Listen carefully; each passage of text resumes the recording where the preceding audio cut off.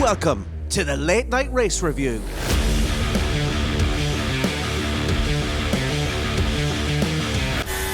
This is so incredibly frustrating.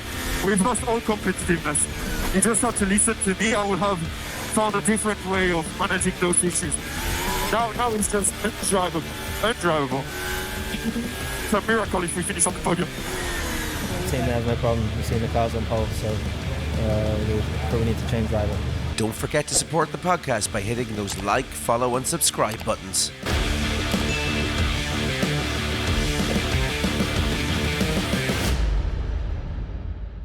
Welcome on into the Late Night Race Review. My name is Aidan Scott, and joining me this evening, as always, is Isidro Gonzalez and Damien Scott. How are you chaps doing this evening? Great, much better after the snooze that was the race, except for 5 laps overall. What about you, Damien? How are you keeping? Yeah, going good. Yeah, same. Yeah. That's good. That's good to hear. So, folks, this weekend we had the Hungarian GP, and to say it was a roller coaster full of emotions is probably an understatement, and especially for one team in particular. And no, I'm not talking about the emotions if you're a McLaren fan, especially coming off of the back of that intense battle with Oscar and Lando. That's my Zach Brown, and that's my impression of him. But no, I'm not talking about McLaren. I'm talking about Ferrari, and what a weekend for this team. Chaps, before we unpack all of the action and talk about the quali and the race, I think we need to talk about the Lewis Hamilton situation. Folks, you probably heard from that intro there, and you probably heard the quote from Sir Lewis. But basically, last weekend at Spa, he seemed to have some of that, that OG Lewis Hamilton energy that we've all missed. It was there, like the car, everything seemed to work well for him. But this weekend, I mean, to quote him again, I think the team need to change the driver. Isidro, I'm going to throw this over to you first. Do you think this is the beginning of the curtain call for Lewis? I mean, if this kind of performance still persists, will we even see him make the end of this season? What's your opinion on this whole Lewis situation? Yeah, it looked like the moaning Lewis is back, but I think it's just a bit of bad luck. The break will do him some good, because we've seen that Ferrari has been improving, and I mean, he's been in Mercedes for so long that he's starting a new job, basically. Getting to know everyone, getting to know the car. So I know he's a 7-time winner champion.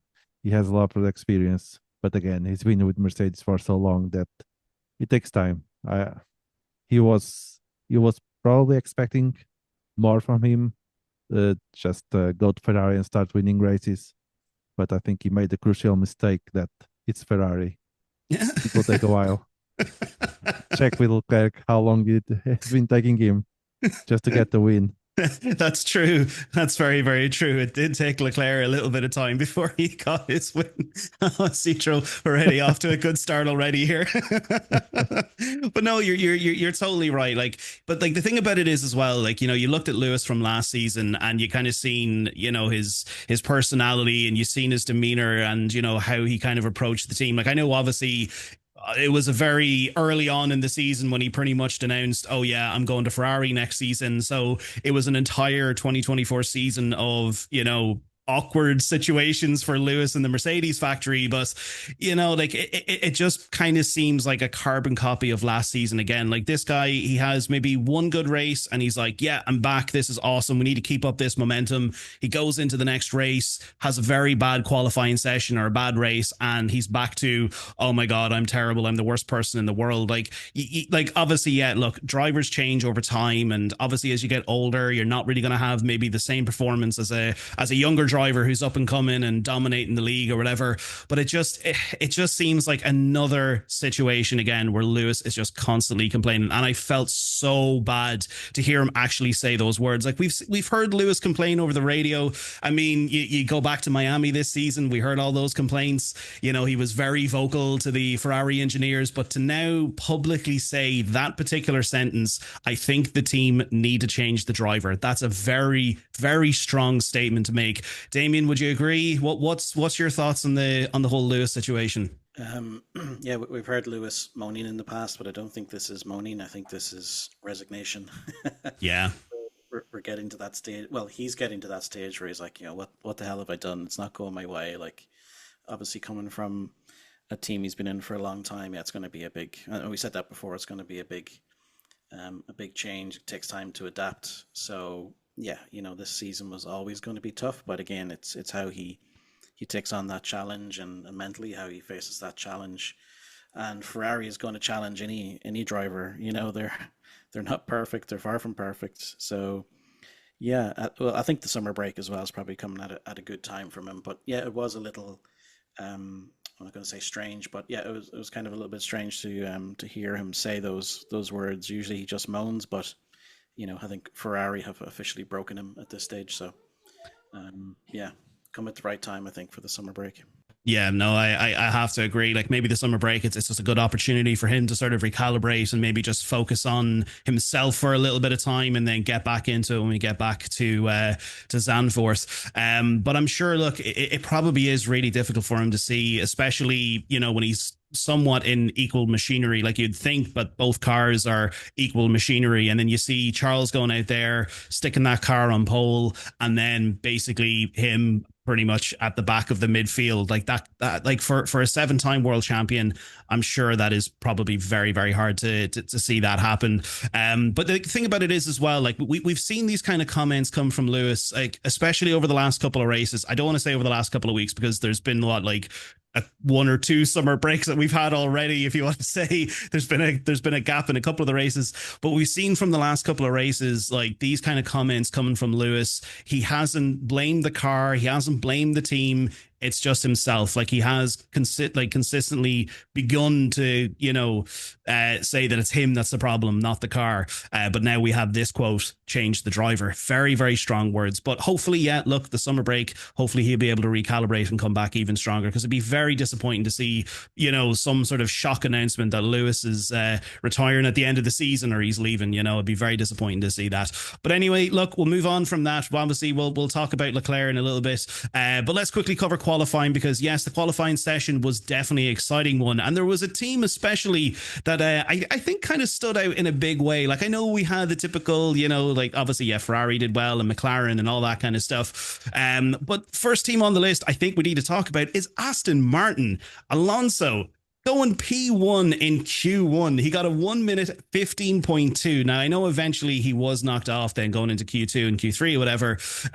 But overall, both him and Lance Stroll qualifying P5 and P6 overall. That is incredible. Like, you look at Spa last weekend, both cars at the back of the grid and then completely swapped around. This weekend, they're at the top of the grid. What happened? Isidro, I know some people say what a difference a day makes or what a difference a year makes, but holy shit, what a difference a week makes, especially for Aston Martin. What's your thoughts on that overall performance this weekend? Yeah, it was definitely a great increment in the performance of the Aston Martin. I believe they had an upgrade for this race. They changed the wing. I'm not sure if that was just a detail that make the whole difference. But again, they were incredible in Saturday during qualification, and in the overall race they finished in the points. And we saw Alonso fighting for the podium, at least in the first lap.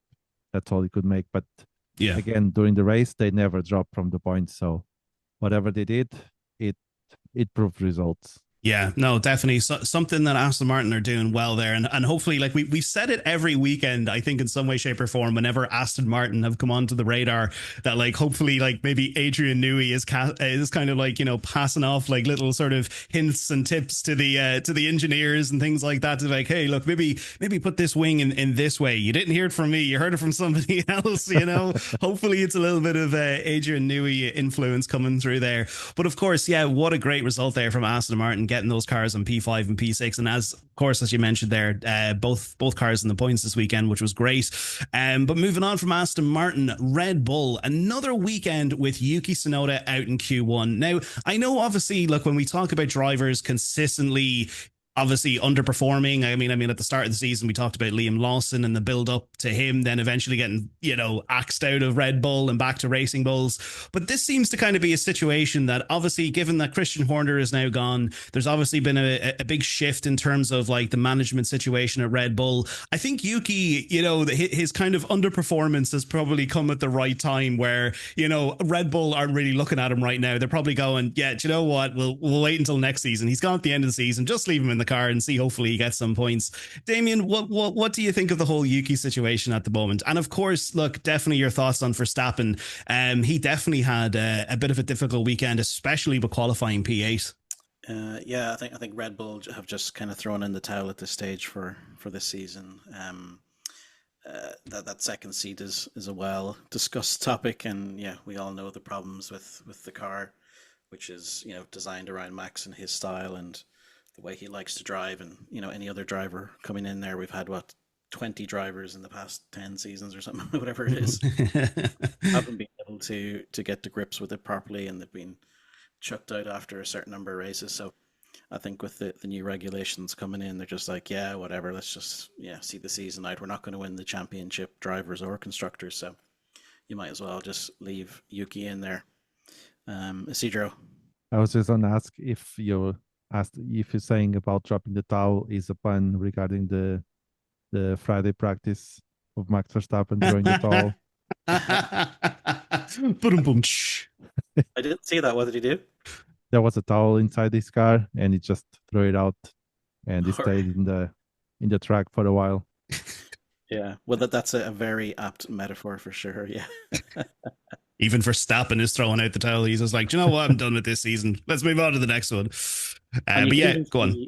In the qualifying, you were expecting in Q3 Max always to pull something out of his back pocket. There's a couple of times in the last number of races where he's been down in P7, P8 or whatever it is, and he's the last one out of the track, and then he zooms in there to take pole position or P2 from somebody. But this time it just didn't. The car didn't have the pace. I think when he qualified P8 or something like that. So yeah.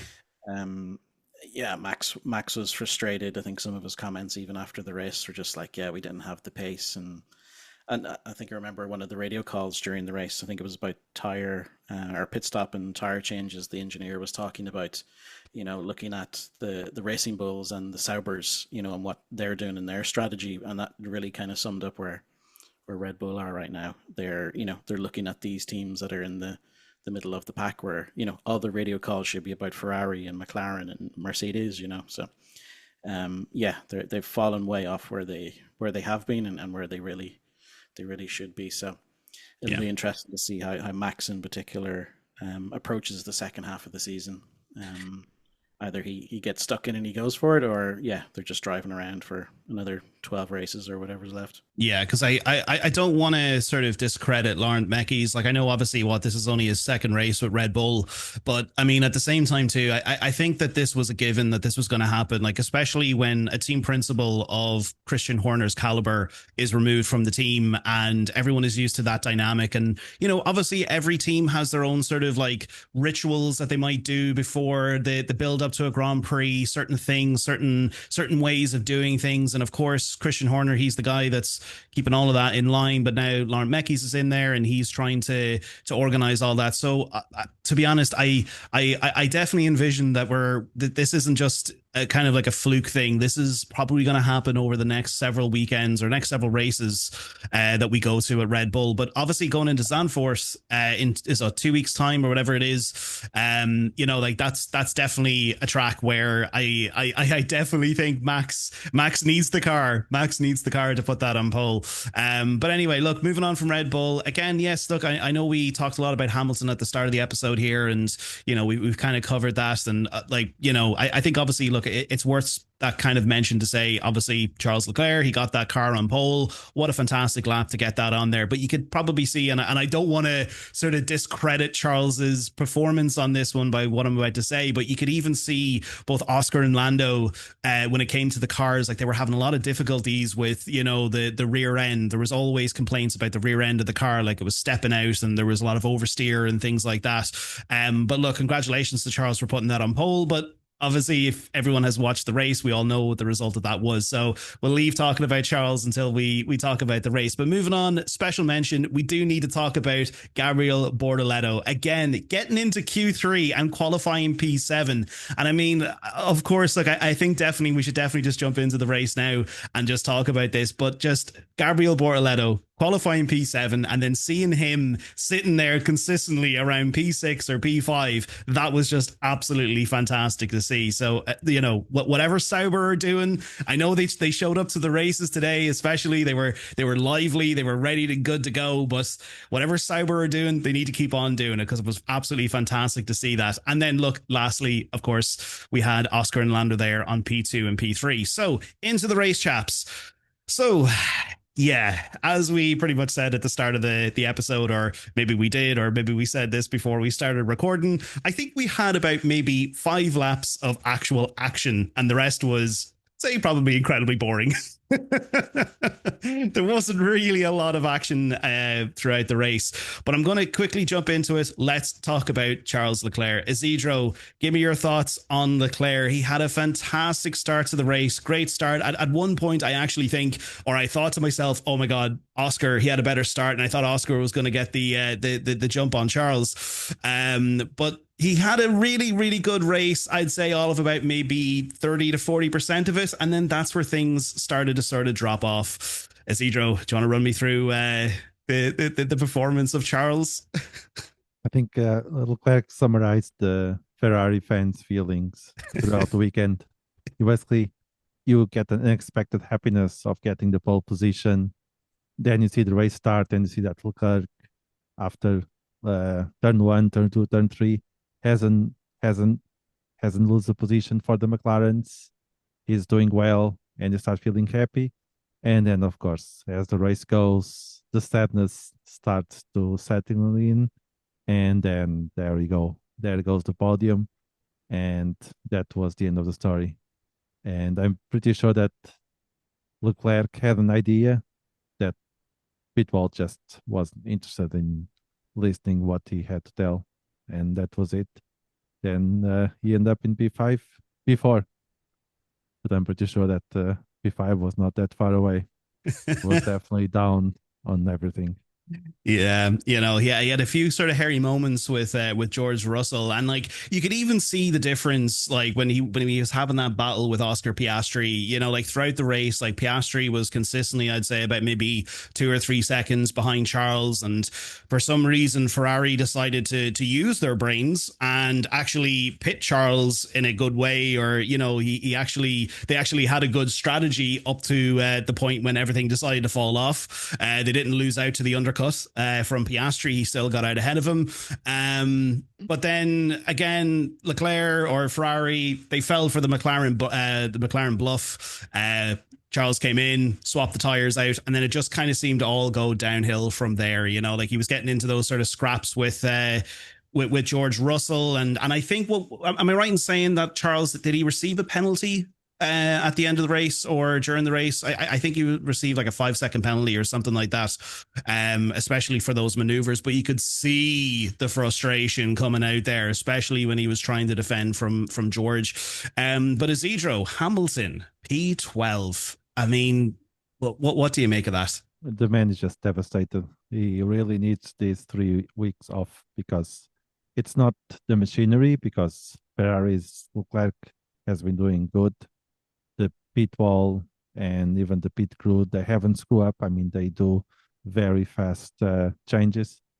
I think that Hamilton was thinking that I move from Mercedes to Ferrari and I just start winning, and that hasn't happened, and it's taking his toll. So I think these 3 weeks off will be good for Hamilton to realize that he's in Ferrari. So those wins will take a while. No, definitely. They will come eventually. Like, and hopefully, you know, because we kind of seen at the start of the season when it came to China, like he did really, really well in that sprint race, getting that win. Like that was a really, really good start for him. Obviously, yeah, he had a bit of difficulty in Australia, but you know, from China onwards, it would just, you could see that trajectory just going down and down and down. So hopefully, again, hopefully the 2-week break, he can recalibrate and come back fighting even stronger. But yeah, that was Ferrari's race. Very, pretty much business as usual if you're a Ferrari fan. Bitter disappointment.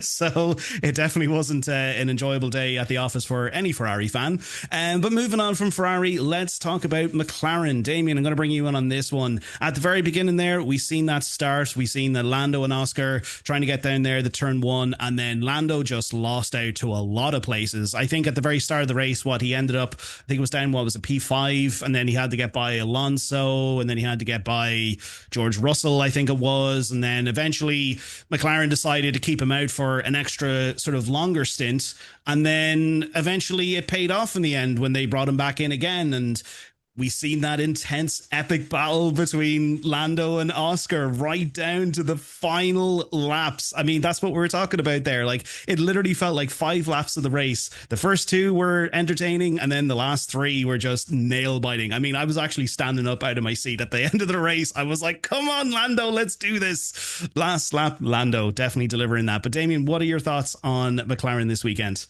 It was. I suppose it was decent enough start by Piastri, but yeah, Norris, as you said, lost those 2 positions to Alonso and Russell in the opening corner or 2 anyway. But yeah, I think he got back into P4 pretty quickly. He got past Alonso after maybe 1 lap or less. But George Russell was not so easy to overtake, and that's a great improvement from the Mercedes after 3 or 4 races where they haven't been at their best. They qualified well, and they caused quite a lot of problems for the 2 McLaren boys today. But again, we'll get to Mercedes later. But I think from the start, even though they had probably not the best qualifying from their standards, and maybe not the best opening 10-15 laps, I think from there out it looked like it was going to be a McLaren 1-2 of some sort. Who it was going to be was less obvious at that particular time. I think Lando staying out was a good call. That's just the way the cards fell for him and his strategy team, and he eked it out until lap 30 or 40, I think it was 31. He went in for the hard tire, and that was the one stopper was the right decision there. Obviously, they could get to the end with the hard, because of they got to lap 30 or 31, whatever it was, with that medium. So, it was a good call on the strategy there, and he had to do a bit of work when he got back out. But Oscar was hunting him down near the end, and that was a great last 5-6 laps or whatever it was. But Oscar did a Lando and screwed up his chance. He went into that corner trying to go around the outside, and he braked a little bit too lately and locked it up, and he lost about half a second from that. And I think there was only about a lap and a half maybe left at that stage, so I think that was it done in terms of trying to get the overtake. But you never know with Oscar. He's aggressive. He's a good driver. So there was always a chance, but I think Lando kind of had it, especially in that last lap coming in. It seemed like he was down to about 0.7 of a second behind him, so the gap was kind of widening. But I was delighted for Lando. I think he needed that, and Oscar needed to be taken down a little peg or two after the last couple of weeks. He seems to be getting a little bit too cocky for my liking, anyway. You need to soften his cough a little, and of course then it tightens up the drivers' championship down to 9 points now. So it gives both drivers something to think about going into the summer break coming up. Lando kind of gets a little bit rejuvenated, and Oscar has to think twice about running away, or his thoughts of running away with the championship. So good for Lando. I'm sorry. What a quote. Soften his cough. You never heard that one, no? No, I've never heard that one. I think it was the first time I heard you. I think it was a couple of weekends ago, where I can't remember exactly what it was. We were doing the predictions game, and you were like, oh, I got, what was it, like nothing burgers? I was like, I've never heard that before. Soften his cough. That'll soften your cough. That's an old one, yeah. That will soften your cough. No, that was good, Damien. I like that. I like that. Isidro, you've got some competition here with the quotes. But no, I want to ask you, Damien, right? This is a very important question about McLaren, right? Do you think my Zach Brown reference was good? Or my impersonation? Out of 10? I thought it was him there for a second. I was like, I guess, do we? Yeah. Oh my God. Damien actually agree with me this weekend. What's going on? Isidro, out of 10, what do you think? Think it was a good impersonation? Needs improvement. I give it a 7. Oh, tough crowd. Oscar and Lando. That's whatever I hear him in Drive to Survive. You just see him there in any interview. He's like, Oscar and Lando. Okay, I'm done with the Zach Brown impersonation. Anyway, moving on. Look, it was a great weekend, obviously, for Lando. You could even see at the end of the race, he even said that there in the post-race interview. It was fun, but it was definitely challenging.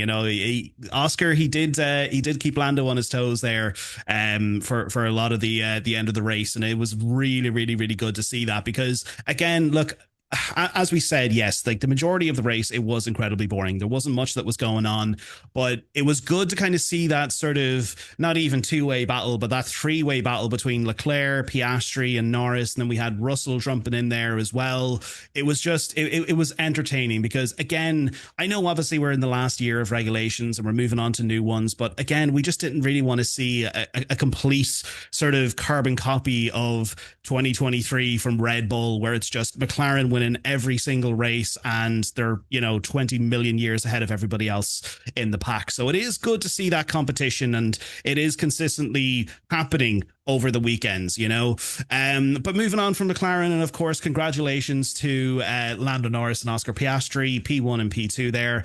And we'll definitely be bringing that up again in the predictions game in a few minutes. But moving on to our next team, Aston Martin. We definitely need to talk about Aston Martin in the race because at the start of the race, especially Alonso, and look, I've never given Lance Stroll any credit here, but he actually did drive a good race this weekend. He actually managed to put in some good performance. But I do want to talk about Alonso. Now, obviously at the start of the race, yeah, he got the jump on Lando and he was ahead of him for a while there. But then, of course, when Lando came back and then eventually overtook Alonso, we had that sort of DRS train of Leclerc, Piastri, Russell, and Lando. And then 12 seconds down the field, we had Alonso doing what Alonso loves to do best and just back the rest of the pack up. But he still managed to put in some good performance. Isidro, I'm throwing it to you. Let's talk about Aston Martin. What did you think of their race pace and their race performance? I think this time they managed to, whatever good they did for the car during qualification, they successful bodied up for the race. Because in the past we've seen that they have good qualifications, but then race day they just go back to old Aston Martin, stay away from the top 10 from the points. But it was not this weekend. The race was actually good, and I have to say that Stroll actually did good. Let's take a moment for Lance Stroll, the only time he's actually going to be given credit on this podcast. But sorry, go on. Just brief moments for Stroll. And then Alonso, he did very good just in the first lap, that he was really fighting side by side with the McLarens, which is something that we don't see every day, at least not so far. Usually the McLarens are very far away from everyone else, but not today. Aston Martin side by side the McLaren. That's hopefully we see that more often. Yeah, no, hopefully we do. That'd be great to see, because look, I'm a big Aston Martin fan. I really do like the car. I really like the team, bar Lance Stroll. But of course, look, we are giving him credit this weekend, and there goes about 30 subscribers from our channel for giving Stroll some credit.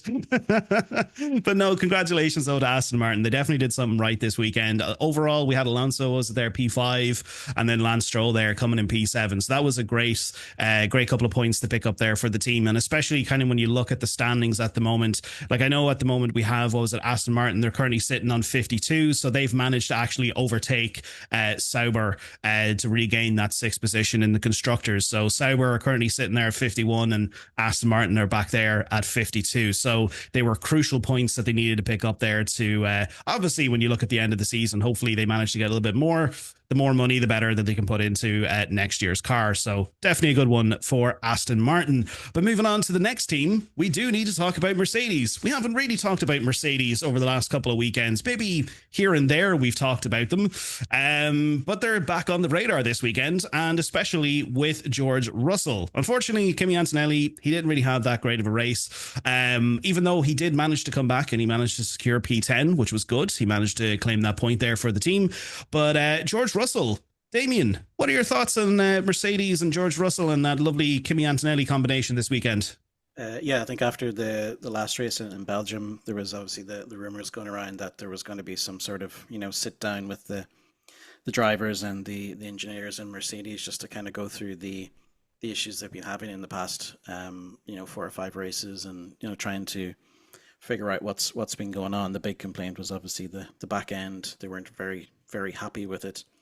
They had a new rear suspension come in at Imola, I think it was, which was 6 or 7 races ago, and since then they've kind of had different results. I think Canada, they did well with that rear suspension, but that seemed to be a little bit of an outlier. I think some of those turns are pretty slow in Canada, but after that, with the kind of high speed corner races, it started to give out a little bit, and that was the big complaint, I think, from both drivers. So for this race, they reverted back to the old rear suspension, and you could definitely see the confidence was there again today for both Russell and Antonelli. They both had good qualifying.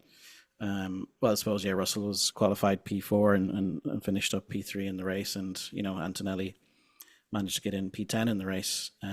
So I think even for Antonelli, that getting points will give him a little bit of a confidence boost after those rough 3 or 4 races for him going into this the summer break now. So I think Mercedes definitely needed that. If they had another bad weekend from their usual kind of lofty heights, getting 10 points is a bad weekend, but to get those points on the board again and have that confidence coming back was really, really, really crucial. Good to see it. The engineers listened and they figured out what was going on, and they got a solution. Yeah, no, that is good to see, and especially kind of at the stage when you kind of look at Ferrari and the difficulties that they're having with their car. Well, maybe not so much Leclerc, but more so Hamilton. Like, that is a massive opportunity for Mercedes to capitalize on that, because if you look at the constructors right now, we've got Ferrari sitting in second at 260, and then we have Mercedes at 236.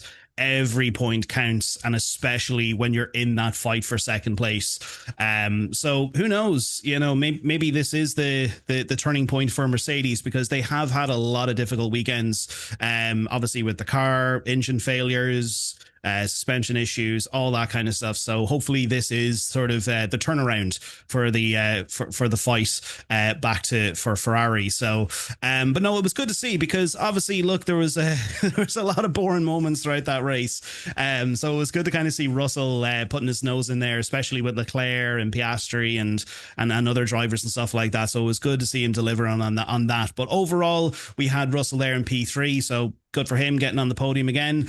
And then, of course, look, as I said, Kimi Antonelli coming back in there at P10, picking up that point there for the team. Moving on from Mercedes, we are coming back to Red Bull. Now, again, look, Red Bull, they had a difficult race, and we've mentioned before that there was a few calls that were maybe a little bit wrong from the pit wall, with bringing Max in early, and he was stuck in traffic and he was having a lot of difficulty there. But especially that whole section of the race with Max trying to get through the traffic. Look, he put in some good overtakes, and it was entertaining to see. But Isidro, do you think do you think Max was a bit too aggressive today? I know obviously he wants to prove that he can still go for some sort of title championship or put his face up there in the top standings, but do you think he was a bit too aggressive today, especially going up against Lewis? What's your call on that whole situation? Because I didn't even see if he got any penalty from that, or if there was any sort of reprimand from that. Yeah, it was a bit aggressive from Max, and considering that Hamilton is going through a rough patch, it's not very friendly for him to do that. And I think Max already said before that he's not he's not looking to win the championship today, and he knows very well what he's driving. So yeah, he was a bit aggressive, and I don't see the point of being aggressive when you are only fighting for 3 or 4 points, and you know that you're not a championship contender in any sort of shape or form, not even driver, and even less in the constructors. So it was just pointless aggressiveness. Yeah, no, definitely. And you can even see, like, between Max and Oscar in the championship, Oscar on 284, Verstappen currently on 187. So just less than 100 points between them. Like, that is such a massive change from what we've seen from Max Verstappen over the last couple of seasons. And obviously, look, it's not his fault. It's the car, it's the whole situation there. And it's really difficult to see. But then overall as well, we had Yuki. I mean, what do we even say here, Isidro?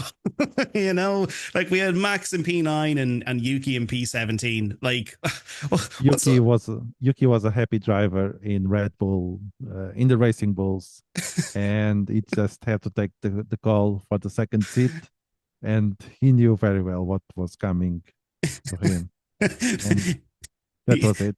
He knows you can't say no, and you know that you're going to ruin your life, basically.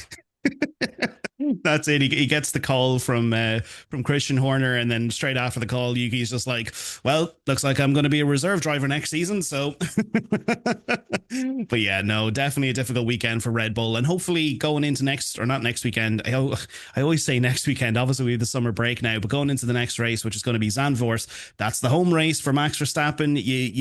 You're probably going to 100% guarantee that they're going to put everything possible onto that car for Max, and more than likely, we're going to have the same situation with Yuki. He's probably going to be off somewhere, just sitting in the paddock in P50 million or something like that. But yeah, go on, Isidro. I think for Zandvoort, the Red Bull will just take the RB19 out of the shelf and just put new wheels, and that's it.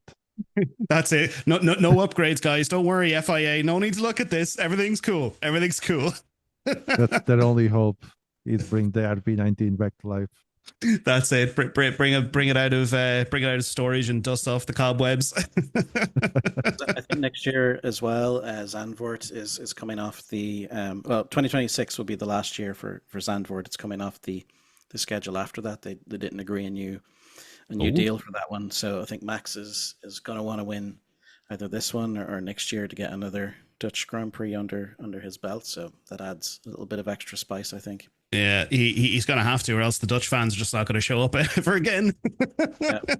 Like, what's the point in paying this amount to not even see him win? What's going on? But yeah, look, that's Red Bull. Another difficult weekend, and who knows? Maybe over the summer break they might pull something, or they'll pull the RB at 19 out of nowhere, and Max will get a win, and he'll be back to 30 seconds ahead of everybody else. But moving on from Red Bull, let's talk about the final team here on the grid. Let's talk about Kick Sauber. Another good weekend for Kick Sauber. Now, obviously, when it comes to Hülkenberg, yeah, maybe not a good weekend for him. Obviously, he had that incident at the very start of the race with the false start. I don't really think that was really his fault. That was more so, well, yes, he had control over the car, but I think after investigation, it was pretty much a case of he stuck the car into first gear, the car jumped forward, and it just started to sort of roll. And then obviously we had the false start incident there. But then, he got into a few tussles and things like that with a few drivers who got forced off track. But Damien, as I said at the start of the, or kind of halfway through the episode, Gabriel Bortoleto, P6 overall. I mean, I was watching that through that whole race. I actually managed to stay awake for the majority of that race. But just seeing Gabriel Bortoleto up there in the top of the standings, that is just absolutely fantastic to see. Like, again, we've talked about all these teams that have this comeback story. We've seen McLaren where they were in 2023. They were basically last on the grid. They were absolutely they were horrible. They had no pace, no performance. And now look, they're absolutely dominating the championship. Now, who knows, maybe Sauber, or when they become Audi, might even do that themselves. But it is just great to see a team like Kick Sauber come back and actually get some decent amount of points. What did you think of their performance this weekend? Yeah, I think since maybe just after Monaco, we've seen the resurgence of Sauber into a semi decent outfit. Like, and as you say, over the past number of years and the various iterations as Alfa Romeo and whatever else they were. Yeah, particularly Alfa Romeo, they were just at the back and just awful. Yeah, 0 points after 0 points. But yeah, they seem to be starting to fly up that table. Like, Bortoleto in particular, for a rookie, has got what, 14 points now from the last four races. And yeah, Hulkenberg he's been on a bit of a charge as well since Spain. He's got 10 points. He got 15 at Great Britain, and he's got a few other points in between those as well. So yeah, whatever they've done after Monaco has been excellent. If it's upgrades or I don't know, whatever they're putting in their drinks now at Sauber, they've just really, really turned it around. And yeah, I think we're only really used to seeing Saubers beside McLarens and Ferraris and Red Bulls when they're getting lapped. So seeing them up there for real in P6 and P7 and challenging for podiums and getting podiums, it's an incredible turnaround. And yeah, fair play to that team. They're obviously sinking money into it now in preparation for the switch over to the Audi Works team. So yeah, the investments are starting to pay off. The people they have in behind the scenes is starting to pay off. Yeah, they're hiring the right people in those top positions. So yeah, it's showing on track. That's a fantastic improvement from them. You have to hand it to them. And Bortoleto is looking very good for rookie of the season. There's obviously Hadjar is putting his hand up for that one as well. But if Bortoleto can have a fantastic second half, it's going to be a tight call between those two for rookie of the season. So yeah, fantastic to see. And yeah, Bortoleto has been consistent. Like he qualified, I think, P7, and he finished P6. That you can't really ask for more than that with particularly a rookie. So yeah, brilliant. Keep going, Sauber. We want to see you up there. No, definitely. It'd be great to see them up there. And especially, when we kind of hit the sort of latter part of the season, going into like Sao Paulo and going into the rest of the end of the season, basically, it'd be good for Bortoleto to have his car up there at the top of the grid. It would be absolutely awesome. So yeah, look, folks, that brings us to pretty much the end of the Hungarian GP. That was kind of mainly the sort of outliers of the entire show. There wasn't really much else that's kind of. Oh, Damien has a point. Apparently, there is something else that stands out. And I swear to God, if you talk about Liam Lawson, don't do it, Damien. Don't. For the second week in a row, you have failed to omit Liam Lawson, who had a brilliant performance, qualified P9, finished P8, more points for the Racing Bulls and Liam Lawson. So I think you need to get a sticky note or something like that just to kind of look out for Liam Lawson, take off the blinders, Anyway, moving on. Your top 10 finishers. Your top 10 finishers. I'm just saying to you again, Damien, not give them credit. You can forget about it. Forget about it. We're trashing the Williams this week, no? No.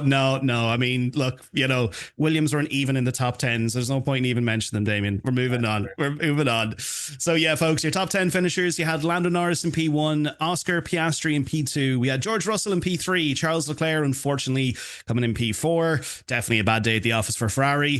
Fernando Alonso, the rookie, coming in there in P5. Gabriel Bortoleto in P6. Lance Stroll, P7. Oh my lordy lord. P7. Some guy came in P8. Max Verstappen in P9. I'm only joking. Liam Lawson came in P8 there. Max Verstappen in P9. Crazy to hear that. And then finally we had Kimi Antonelli rounding out the top 10 there in P10. And we had one DNF in the race. We had Ollie Behrman. Unfortunately, he had mechanical issues with the car, some issue with the rear suspension or some issue with the rear wing. And unfortunately, they had to box the car to retire it. So another unfortunate weekend for Ollie Behrman. So that brings us on to our next segment, our driver of the day, our dick of the day, and our losers of the day. Isidro, who was your DDL? So driver of the day, I'm going to go with Bortoleto. He had an amazing weekend driving that Sauber to P7 and then finishing a race on Sunday on P6. So for me, driver of the day, Loser of the day must be Leclerc. He's starting the pole position, end up in P4, and he's also dick of the day because of his move against Russell. 2 times that he moved in the braking. They let it go the first time, the second time, not so much. So yeah, dick move. He was already. I understand he's frustrated, but you don't do that. He knows better. I know. I completely agree with all those observations. Damien, who was your DDL? Yeah, I can't deviate too much from that. Yeah, obviously Bortoleto, I think, driver of the day. There were some other shouts as well. The 2 Aston Martin boys and the 2 lads in Mercedes had a great comebacks from where they previously were, and of course Liam Lawson in P8 as well. But yeah, I don't think you can look too far past Gabriel Bortoleto for this one. Dick of the day, yeah, Leclerc and his Ferrari pit wall team. There was just so much going on, so many little bitchy radio messages. It was just like, lads, come on, what's going on here at all? And then I think after the race, Leclerc was like, oh yeah, actually I found out that, these issues were out of our control. So yeah, I don't think we look too far past Leclerc and Ferrari for Dick of the Day. And then of course, yeah, loser of the day, Charles Leclerc. He really getting that car onto the P1 for pole. And then, slowly but surely slipping down into P4. You could just see the frustration oozing out of his radio messages over the race. So yeah, definitely loser of the day is Charles Leclerc. Yeah, no, for sure. Definitely. Yeah. And you know what, Damien, every time you mention Liam Lawson, I'm just going to go back after we finish recording these episodes and I'm just going to bleep it out, or I'm just literally going to replace it with an audio overdub of me just saying Isaac Hadjar. Well, I think we need a Liam Lawson button on your audio panel, maybe a Liam Lawson song or something like that, just so we can, put it in there whenever we need to remind you about it. No, Liam Lawson, that name is not getting onto any of my sound panels that I have here. He is not entering that. I only have 4 anyway, so he's not that privileged to make the 4. Get him in on P1. No, never going to happen. But anyway, look, moving on. My driver of the day, I'm giving it to Lando Norris. I know, look, Bortoleto, he had a great race, but I'm giving it to Lando. Going to give it to last lap Lando. And look, one thing I want to actually point out here as well. I know at the start of the season when we started doing the podcast, I know I mentioned that I said I was throwing all of my eggs into the Piastri basket. But you know what? I've said it here the last couple of weekends. I am taking all of those lovely free range countryside eggs out of that basket and I am sticking them all into the Lando basket. I want to see this guy win the championship. I want to see Lando stick it to Oscar. I would love to see him as the drivers' champion. I would love to see that. So look, I'm giving it to Lando. Hopefully he can do it. Oscar, I know you're absolutely gutted that you came P2 today and then also you lost my eggs. I know it's a very disappointing weekend for Oscar. But anyway, driver of the day, I'm giving it to Lando. Dick of the day, I'm giving it to Max. Was a bit of a dick on the track. There was a few aggressive moves there, especially that whole move with Lewis. And he was dive bombing everybody. He dive bombed Hulkenberg at one stage and Hulkenberg went off the track. Max, you were a little bit of a dick. I love you, but you were a little bit of a dick. And then my loser of the day, I'm giving it to both Charles and Lewis for having to drive for Ferrari.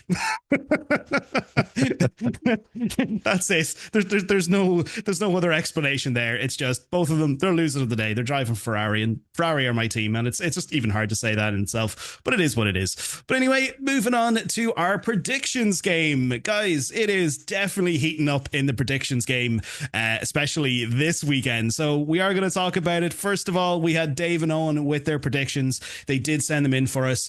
Dave, he had Norris in P1, Piastri in P2, and then Verstappen in P3. So unfortunately, that is 2 points. I was about to say 0 points there. I was looking at somebody else's predictions. So he had Norris P1, Piastri P2, so he got 2 points there. But unfortunately, Verstappen didn't come in P3. Now, he did have Gasly outside the top 10, which definitely did happen. So he picked up a point there. And then Antonelli inside the top 10.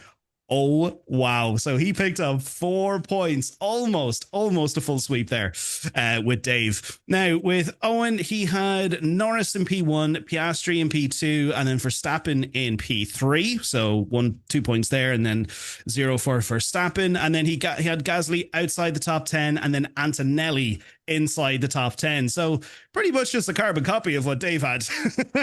So both 4 points there for Dave and Owen. Isidro, do you want to run me through your predictions? Yeah, I had the Piastri P1, Norris P2, and Leclerc P3. I was so disappointed that Piastri didn't make that final tentative overtake because I really wanted the points. I didn't, of course, I wanted the points. I didn't care who won the race. I just want these predictions to get right, but that didn't happen. Then Gasly outside top 10, that happened. And then again, I was hoping that Achar would be able to overtake Antonelli. So give me point in the so close. Yeah, it didn't happen. So 0 overall. Oh no, you got 1 point. No, you got Gasly outside the top 10. So you picked up a point. It's better than 0, Isidro. It's better than 0. But yeah, no, well done. So myself, I had Norris in P1, I had little bitch Piastri in P2, and then I had George Russell in P3. Look at that. All top 3 correct this weekend. A great call. And Damien was doubting me last weekend as well, I think. Well, absolutely. Look at their performances. Yeah, that was it was a good call. Yeah. Yeah, thank you very much. Thank you very much. You know, you may learn something from me. You know. Yes, maybe was it a guess or was it a good call? Who knows? Probably a bit of both. But then also as well, I had Bortoletto outside the top 10. So unfortunately, that was not a good call. He did come in P6, so I got 0 points for that. And then I had Antonelli inside the top 10. So you could probably see from my relief when I seen that Antonelli came inside the top 10. I also picked up 4 points. Damien, what are your predictions? I had Piastri P1, Norris P2, and Leclerc P3. So very close, but no cigar there. Yeah. Gasly outside the top 10 for a point, and Behrman inside the top 10, which was close. I think he retired from P11. Unfortunately, he DNF'd. He was looking pretty good, but yeah, that was my long shot was Behrman, but who knows? Though I do think we have to talk about the whole controversy over the timing of Scotty's entries in. I think the FAI needs to adjudicate their scenario. So who knows? There may be post-race deductions that happen for our leader at the moment. You know, we have to put that one to the stewards. Damien definitely doesn't want to give up this title fight. No, I'm going all Max Verstappen on this, right? You know, you have to make those calls on the radio. Holy shit, yeah, you are. Isidro, right? So you're the FIA. You need to look into this. Remember what I said? You're the FIA office. You need to look into this. But yeah, look, we'll investigate that after the episode, as the FIA usually like to do, and then nothing comes of it. But yeah, but if you kind of look at the table now, and I just want to, mention something a little bit quickly here, Damien. I know you mentioned there earlier on was in the WhatsApp group. You did say to me something about, what was it? Being at the back of the table or down low, like in the table, or being a Sauber or something. Let's just quickly run through the points here real quick and see exactly where we are. We have Owen there currently on 28 points. So that's P1 at the moment. We have Dave there on 24. Yeah, so we have him on 24 in P2. We have you on 21 in P3. And hang on. Who's just right behind you there on 20 points? Oh, it's me. And then, of course, Isidro, we have you on 13 points. Yeah, I'm doing a Mercedes. We're getting the old suspension back in for the next race. So, yeah, watch out. Oh, really? Off the table. Yeah. Get the confidence back in the rear end, That's it. That's what she said. But yeah, look, maybe don't be too quick to fire off those kind of comments. You never know how these predictions can go. But of course, look, that brings us on to Zandvoort, and of course, we do have a couple of weeks of a break, so we won't know anything until I don't know. I can't remember what date it is. It's at the end of August anyway. Something like that anyway. But yeah, look, Dave and Owen, they didn't manage to get their predictions in just yet, but of course, look, they have a truckload of time to get their predictions in, so don't worry, we'll run through it when we do head on over to the Netherlands. But Isidro, what are your predictions for Zandvoort? I'm back to the usual Piastri P1, Norris P2, and Max P3. I don't think, unless they are bringing the RB19, I don't think Max can be on top. I love it. I love it. And what's your flop and surprise? So I have Lawson outside top 10 and Hamilton inside top 10. I like your opinion on this one. I like your view. Lawson outside the top 10. That's a good call. That's a good call right there. I was planning to put Stroll outside top 10, but I don't think that. I think Aston Martin, they are doing good job. So need to wait. And I see Damien has somewhat copied what I'm doing as well here. So the only difference is between Max and Russell. But anyway, look, I'll run through my predictions. I have Lando in P1. I've got Mr. Piastri, little Moni Piastri there in P2. And then I have Max Verstappen in P3. Then I have for my flop, I've got Lance Stroll outside the top 10 because, you know, it was just pure luck that he got there this weekend. I'm just calling it. Look, I gave him credit, but more than likely going to happen in Zandvoort. And then, of course, look, we have Hamilton back inside the top 10. That could go either way with Hamilton's performance recently. So that is definitely a wild card, I think, when it comes to Hamilton. Could be a 50-50 thing there. But Damien, yeah, go on. Run us through your predictions there. I have Lando in P1, Piastri in P2, and Russell in P3. And then I've Stroll for my flop outside the top 10. I think this week was the blip. So yeah, he's going to go back to his old ways, I think. Good car or not, you know, he can't keep that consistent for 2 races back to back. So I think we're back to normal next week or next race. And then I have surprise Hamilton inside the top 10. So it's going to go one or two ways for Hamilton. Either he's not going to be there, and it's going to be, you know, is it Dragovic, the reserve driver, is going to be in there, or he's going to, you know, get his head cleared and he's going to be back fighting. So, yeah. Let's see what happens. Yeah, let's definitely watch this space. Hopefully he comes back fighting and we all get a point for that weekend. But no, look, folks, that was the Hungarian GP. It was definitely not really an entertaining one. As I said, all of about 5 laps were pretty entertaining. But the most important point of all is that we had a lot of great fun talking about it this evening. So, folks and chaps, thank you so much for taking time out of your evenings as per usual and joining me to talk about the old F1. It was great to hear your thoughts and opinions on all of the teams, and hopefully over the break we do see some changes, especially from Hamilton stuff. So yeah, guys, thank you so much for joining me this evening. Yep, thank you. Thank you. Awesome. So yeah, folks, look, if you did enjoy today's episode, definitely make sure to hit that like button if you're listening to us here on YouTube, or if you're listening to us over on Spotify. Definitely make sure to hit that like button. Leave us comments on both platforms, whatever your opinions are. Let us know your thoughts on the whole Lewis Hamilton situation, and of course the McLaren situation, and everything we discussed here in today's episode. And of course, as I said, definitely make sure to smash that like button. The more likes you put on our videos and our episodes, the more that we'll see Lewis Hamilton have better performance. You know, if you're a Lewis Hamilton fan, you want to see him there on P1, keep on smashing that like button. And of course, subscribe. But yeah, folks, listen, enjoy the rest of your week. And of course, look, we'll see you in 2 weeks' time, which is going to be from the 29th to the 31st of August. We've got practice and qualifying and the race itself in Zandvoort. So yeah, until next time, folks, take it easy, have a great week, and we'll see you all for Zandvoort. Adios.